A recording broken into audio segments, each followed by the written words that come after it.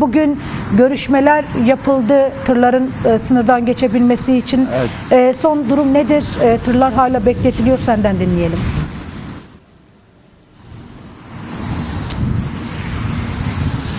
Şu anda tırlar Suruç'ta bir dinlenme tesisinde 5 gündür bekletiliyor. Kobani'ye gitmek için Ahmet'te toplanan Diyarbakır Yardımlaşma Kent ve Yardımlaşma Derneği tarafından toplanan yardım malzemeleri şu anda hala Pürsus'ta bir dinlenme tesisinde bekletiliyor. Bugün Ahmet'ten bir heyet gelecek. Burada bir basın açıklaması yapılacak. Tırların akıbeti bundan sonra belli olacak. İşte bir yere gidilecek, yani Kobani'ye doğru yola çıkılacağı söyleniyor şu anda. Şu anda gelen bilgiler bu yönde. Daha fazla sorunuz varsa. Bugün Kobani'ye doğru yola çıkacağını söyledin. Eğer ona ilişkin detaylar varsa elinde, bununla ilgili bilgi net mi? Yola ne zaman çıkacak? Ne zaman sınırdan geçecek? Buna dair bilgiler var mı elinde?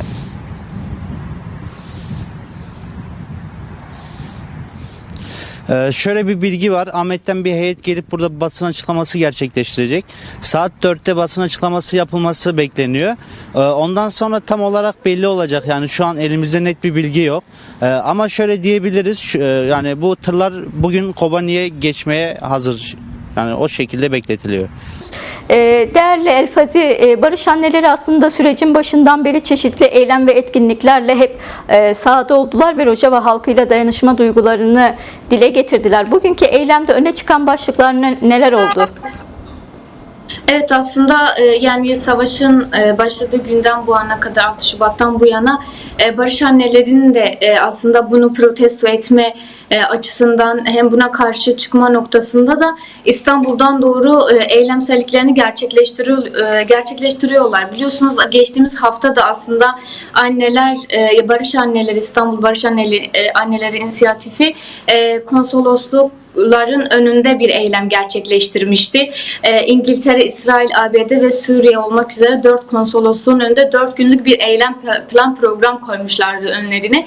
Ve bu anlamıyla aslında o gün 4 günlük bir planlamada da her gün aralıksız bir şekilde aslında konsoloslukların önüne giderek siyah çelenkler bıraktılar. Aslında uluslararası bir komplonun olduğunu sıkça vurguladılar ve bu anlamıyla aslında bu uluslararası desteklerin de bu HTŞ çetelerinin aslında Rojava dönük saldırılarında aslında bir payının olduğunu düşündükleri için bu anlamıyla onların da aslında kendi rol misyonlarını oynaması gerektiği çağrısında, ki buna da vurgu yaptılar. Yani orada açıklama yaptılar her gün, aslında 4 gün boyunca aralıksız bir şekilde bu savaşın durdurulması için herkesin kendisine düşen rol misyonunun yerine getirmesi noktasında aslında güçlü bir mesaj vermişti. Yine bugün de aslında hem Kürdistan hem Türkiye'nin birçok noktasında Barış Anneleri eş zamanlı bir şekilde bir eylem gerçekleştirdi. Bugün de Beyoğlu'nda bulunan DEM Parti İstanbul İl Örgütü önünde bir basın açıklaması gerçekleştirdi. Bu anlamıyla anneler aslında hem sınır kapılarının açılması noktasında çağrıda bulundu, hem de aslında tehdit altında bulunan Rojava ve Rojava halkına ilişkin aslında saldırıların veya tehditlerin bir an önce son bulması gerektiği mesajı verdi. Bu anlamıyla dediğim gibi aslında Barış Anneleri ilk günden bu ana kadar çok kararlı, çok dirençli bir şekilde mücadelelerini yürütüyorlar. Yani bu anlamıyla gerekse açıklamalar, gerekse birçok temaslarda da bulunuyorlar. Açıkçası yani hem bu saldırıların demokratik ulus perspektifine yönelik bir saldırı olduğunu sık sık vurguluyorlar.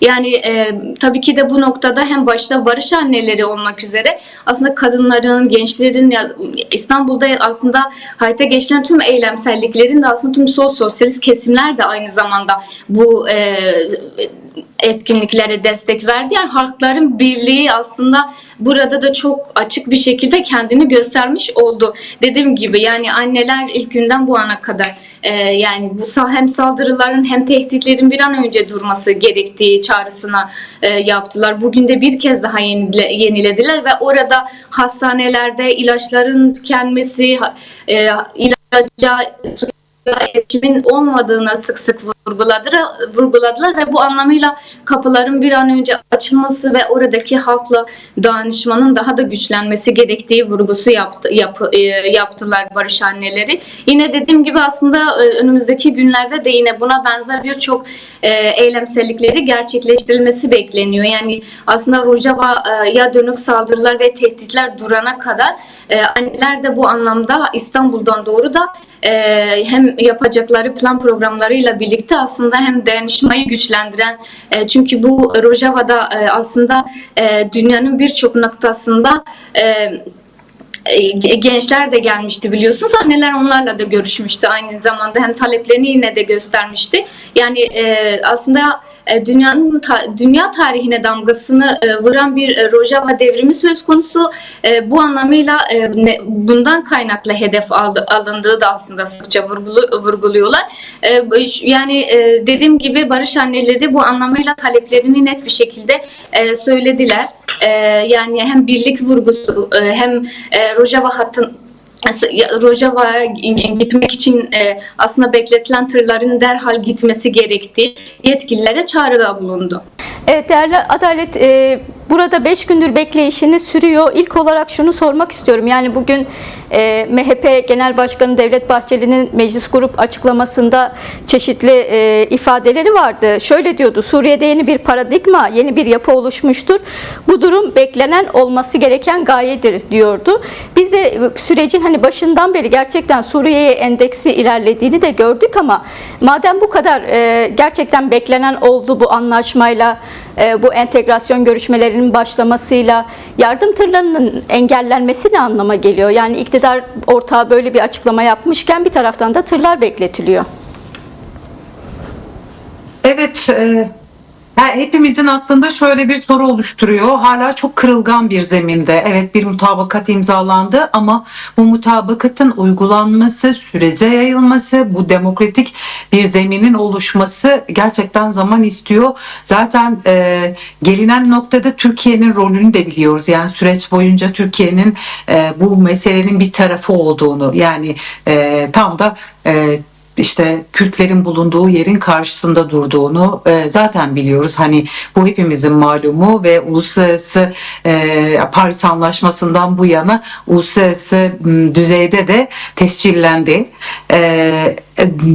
Ve tam bir aydır, yani bir ay olmak üzere diyelim, 6 Ocak'tan beri orada işte özellikle de Rojava'da, yani Kuzeydoğu Suriye ve işte belli bölgelerde, Kürtlerin olduğu bölgelerde, işte Halep mesela ilk başladığı noktaya baktığımız zaman Eşrefiye ve Şeyh Maksud'la bir beraber başladı. O noktadan itibaren Kürtlerin olduğu her bölge hala ne yazık ki bir tehditle, bir riskle, bir soykırım tehdidiyle karşı karşıya. En başından beri ne yazık ki bu risk hala sürüyor. Evet, bir mutabakat yapıldı.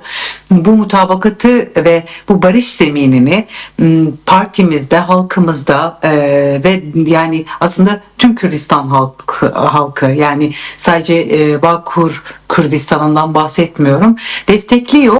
Çünkü az önceki başladığınız konuyu da biraz dinledim. Uluslararası güçler de bütün dünyada biliyorlar aslında şu anda Suriye topraklarında norm devleti olarak tanımlayabileceğimiz, yani aslında bir sistematiği, bir yapısı, bir zemini, bir toplumsal sözleşmesi, tüm tarafları içeren, tüm tarafların haklarını, özgürlüğünü, eşitliğini, kadın özgürlüğünü, doğanın özgürlüğünü içeren tek bir yapı var. O da özerk yapı. Yani işte SDG ile şekillenmiş, onun etrafında şekillenmiş, yani Kürtler ve diğer halklarla birlikte oluşturulmuş norm içi tek bir yapı var. Onun dışındaki diğer bütün yapılar norm dışı yapılardır ve hepsi de uluslararası güçlerin desteklediği, işte ne yazık ki soykırım suçluları, kadına karşı işte tecavüz suçluları, bu çünkü HTŞ dediğimiz yapı çoklu bir yapı, bir koalisyon ve bunların hepsinin cihadist yapılar olduğunu biliyoruz ki geçtiğimiz bir ay içerisinde de, geçtiğimiz bir yıl içerisinde Alevi katliamı, Dürzi katliamı gerçekleştirildi ve bugün işte bir ay önce de Kürtlere dönük böyle bir saldırı gerçekleştirilmek istendi.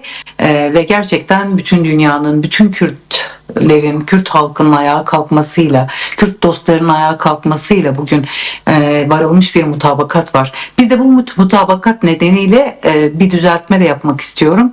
Kent Koruma, Diyarbakır Kent Koruma ve Dayanışma Platformu'nun başlattığı, öncülüğünü yaptığı bir yardım kampanyası ile birlikte 25 tırdan oluşan bir yardım kampanyasını Kobani'ye ulaştırmak için yola çıktık.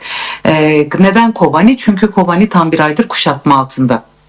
Çünkü Halep'ten yüz binlerce Kürt göç etmek zorunda kaldı Kobani'ye. Nüfusu arttı. Bugün kuşatma altında, marketler kapalı, yiyeceğe, gıdaya, ilaca pek çok temel ihtiyaca erişimi sınırlı ve biliyoruz ki işte çocuklar yaşamını kaybettiler donarak, ne yazık ki, yani bunu çok üzülerek söylüyorum. Yine bombardımanla katledilen çocuklar oldu. Belki yaralılar var bu çatışmanın yarattığı etkiyle. Dolayısıyla çok acil bir şekilde insani yardım ulaşılması gerekiyor Kobani'ye ve biz de Suruç'tan hemen Mürşit Pınar üzerinden bu yardımları ulaştırmak istedik. Yani bu yapının içerisinde, kent koruma platformunun içerisinde Diyarbakır Barosu'ndan sivil toplum örgütlerine, emek örgütlerine, ya pek çok sivil toplum örgütü var ve onlar hatta Kobani'ye kadar bu yardımları götürmek istediler. Tabii biz müzakerelerimizi hala sürdürüyoruz, yürütüyoruz ama ne yazık ki Mürşit Pınar hala açılmıyor. Bütün bu insani krizin ortasında kalmış olan çocuklar, kadınlar, özellikle kadınlar meselesini de açmak istiyorum. Bugün ne yazık ki savaş tehdidi altında, soykırım tehdidi altında hijyen malzemesine, ilaca, çocuklar açısından da mamaya, süte, yani temel gıdaya erişmek orada mümkün değil. O nedenle bunun çok acil ve hızlı bir şekilde oraya ulaşması gerekiyor. Bu nedenle yola çıkmıştık ama Suruç gişelerinde engelleme başladı. Bizi direkt Halep'e yönlendirmek istediler. Hem Diyarbakır yolunu hem Suruç yolunu kapattılar. Tabii orada 1,5 saat boyunca bir karşılıklı bir şey yaşadık. Yani nasıl diyeyim, biz oranın açılmasını istedik ama ne yazık ki bakanlıktan talimat aldıklarını ifade ettiler. Bakanlık düzeyinde görüşmelerimiz sürüyor hala. Tırlarımız kapıda. Hala orada bekliyor. Kapıda derken yani Suruç'un hemen gerisindeki bir parkta, dinlenme tesislerinin olduğu bir parkta bekliyor. Ve o günlerde, ya bugün de hala, ya bugün hava birazcık daha farklı ama hava inanılmaz soğuktu. Zaten tırların içerisinde en çok ısıtıcı ve battaniye, bir de çocuk maması ve süt vardı ve su vardı. Çok temel şeyler. Biz bu kapının nasıl açılması gerektiğini ve ısrarımızı sürdürüyoruz. Halep'e yönlendirilmek bizim açımızdan doğru değil. Yani biz Halep'ten göndermek istemiyoruz. Çünkü Halep'ten göndermek demek bu tırları HTŞ'ye teslim etmek demek. Elbette bizim de buna dair güvenimiz hala yok. Ve HTŞ'ye bu tırları teslim etmek istemiyor. Sivil toplum örgütleri de öyle. Yani alınan bir ortak kararla oraya yönlendirmeyi yapmadık. Israrımızı sürdüreceğiz. Çünkü Türkiye'nin özellikle Rojava yönetimiyle, yani SDG yönetimiyle, sadece Mürşit Pınar'ın da biz bir kereye mahsus açılmasını istemiyoruz. Diplomatik, siyasal, kültürel, sosyal, ticari pek çok ilişki geliştirmesi gerekiyor ve bunun da artık açılması gerekiyor. Orada yaşayan Kürtler bizim kardeşlerimiz, akrabalarımız, gelişlerimizin, gidişlerimizin olduğu, yani Suruç'tan da, Nusaybin'den de, diğer hemen yanı başındaki diğer Türkiye'de kalan tüm ilçelerde, kentlerde akrabaları olan insanlar. Dolayısıyla biz artık bu iletişimsizliğin, bu tanımamanın bitmesi gerektiğini de düşünüyoruz. Ki o gün mutabakat imzalanmıştı biz gittiğimizde. Onun da rahatlığıyla kapının açılacağını da düşünerek gittik. Ama ne yazık ki hala açılmış değil. Bu en çok kadınlar ve çocuklar açısından çok önemli, çok kritik. Çünkü biliyoruz ki Rojava'da özellikle kadınların öncülüğünde, kadınların inşa ettiği bir yaşam var. Orada bugün kadınlar yaşamın her alanında gerçekten çok önemli işler yapıyorlar. Rojava'daki sistem kadının korunmaya muhtaç bir varlık olmaktan çıktığını, kadının yaşamın öznesi, direnişin öznesi, işte yeni bir sistem inşa etmenin, işte o tam da toplumsal sözleşmeyi yaratan gücün, öncü gücün kendisi olduğunu gösterdi. Biz dünyaya Rojava'yla aslında Kürt kadınlar demokratik, özgür bir yaşamın, kadın özgürlükçü bir yaşamın, ekolojist bir yaşamın mümkün olduğunu gösterdiler. O nedenle bütün dünya halkları açısından da, bütün dünya kadınları açısından da özellikle özgürlüğe inanan, demokrasiye inanan, bunun için mücadele eden kesimler açısından çok önemli oradaki o oluşan sistemi korumak, onu büyütmek, onun bugün saldırı altında olduğunu bilmek ve onlara da doğru o gerçek yönelen yardıma, desteği büyütmek gerekiyor. Bu sesi duyurmak gerekiyor. O nedenle çağrılarımızı hep özellikle kadın hareketlerine yaptık. Bugün Rojava'da ve tüm aslında Suriye'de inşa edilmek istenen yaşam Afganistan'dan farklı değil. Bakın 4 Ocak'ta Afganistan'da tam anlamıyla cinsiyet ayrımcılığına dayalı bir kölelik yazısı, belgesi imzalandı ve topluma duyuruldu. Hani tam da işte böyle bir norm dışı yapı norm kazanıyor. Yani